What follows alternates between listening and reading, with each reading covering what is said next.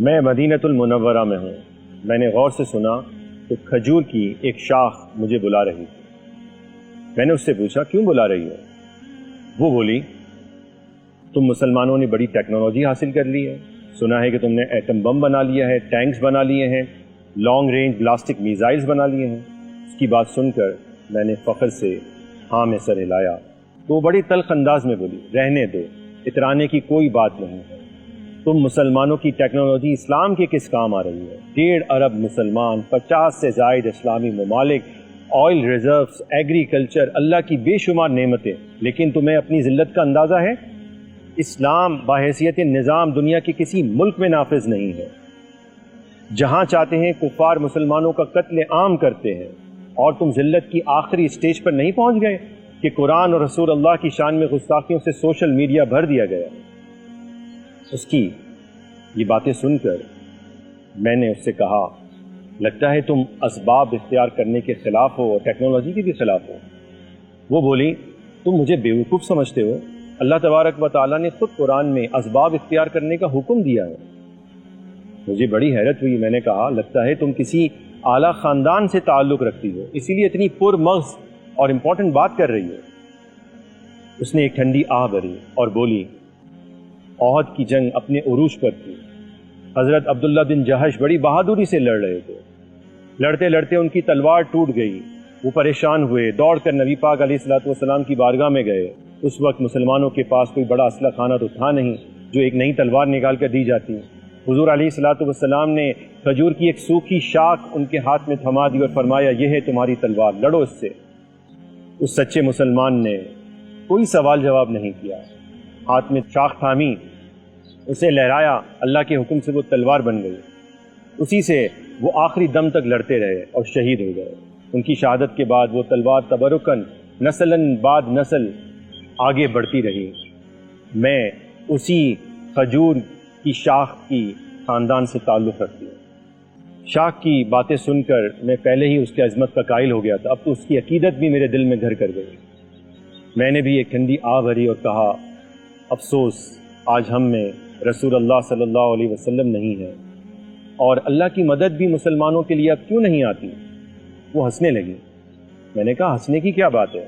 اس نے کہا تم بیوقوف لگتے ہو، تمہیں نہیں معلوم کہ مسلمان اب حزب اللہ چھوڑ چکے ہیں، وہ اللہ کی فوج کا حصہ ہی نہیں ہے، اللہ ان کی مدد کیوں کرے گا؟ کہنے لگی تمہیں معلوم ہے عبداللہ بن جہش کے لیے کھجور کی شاخ تلوار کیوں بن گئی؟ میں نے کہا تم بتاؤ. کہنے لگی 2 باتیں. ایک تو یہ کہ وہ اللہ کی رضا کے لیے طاقت اور جنگ رکھتے تھے، اگر وہ لڑتے تھے اللہ کی رضا کے لیے لڑتے تھے.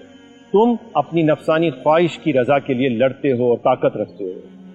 دوسرا وہ دنیا کو فانی سمجھتے تھے، آخرت کو باقی سمجھتے تھے، اسی لیے موت سے محبت کرتے تھے. تم دنیا کو سب کچھ سمجھتے ہو، اس لیے موت سے نفرت رکھتے ہو. اور حضرت عبداللہ بن جہش نے اپنے رب سے اس دن جو بات کہی تھی، جس دن وہ بات کرنے کے تم قابل ہو گئے، تمہارے لیے بھی غیب سے اللہ کی مدد آئی گی. میں نے کہا وہ کیا بات ہے؟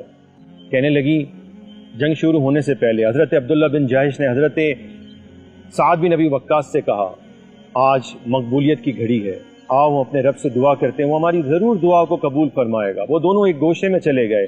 حضرت عبداللہ بن جہش نے دعا کے لیے ہاتھ اٹھائے. انہوں نے کیا کہا؟ انہوں نے کہا اے میرے رب، کل جب جنگ شروع ہو تو میرا مقابلہ ایک سخت کافر سے کرانا، وہ سخت جنگجو ہو، واریر ہو، میں اس سے تیری رضا کے لیے لڑوں، اور وہ مجھ سے لڑے، آخر وہ مجھے قتل کر دے، پھر وہ میرے کان اور ناک کاٹ دے، اور پھر اے رب جس دن میں اٹھوں تو تو مجھ سے پوچھے تیرا یہ حال کیسے ہوا، کس لیے ہوا، تیرے ناک کان کیوں کاٹے گئے، تو میرے رب میں تجھ سے کہوں کہ میرا یہ حال تیری اور تیرے رسول کی محبت میں ہوا. پھر تو میرے رب کہے کہ اے میرے بندے تو نے سچ کہا. وہ ہار اور جیت سے بے نیاز تھے، وہ اللہ کی رضا کے لیے لڑتے تھے، وہ اسلام کے نفاذ اور غلبہ دین کے لیے لڑتے تھے، وہ اللہ کے رسول کے مشن پر تھے.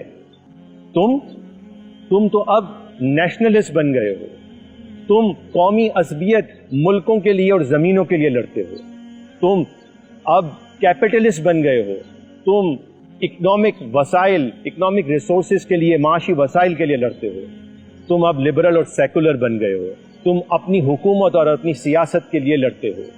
وہ اللہ کی رضا اور دین اسلام کے لیے لڑتے تھے، اس لیے ان کی مدد آتی تھی، تمہارے لیے مدد کیوں آئے؟ کیا آج تم دیکھتے ہو کافروں کا بھی یہی مقصد نہیں ہے؟ جب کافروں کا اور تمہارا مقصد ایک ہی ہے تو تمہارے لیے ہی کیوں اللہ کی مدد آئے گی؟ وہ کہنے لگی کہ اب مقابلہ تو دنیا کے اصول پر ہوگا، ٹیکنالوجی کا مقابلہ ٹیکنالوجی سے ہوگا، طاقت کا مقابلہ طاقت سے ہوگا، کمزور ٹیکنالوجی طاقتور ٹیکنالوجی کے سامنے ہارے گی اور ذلت ہی اس کا مقدر بننا ہے۔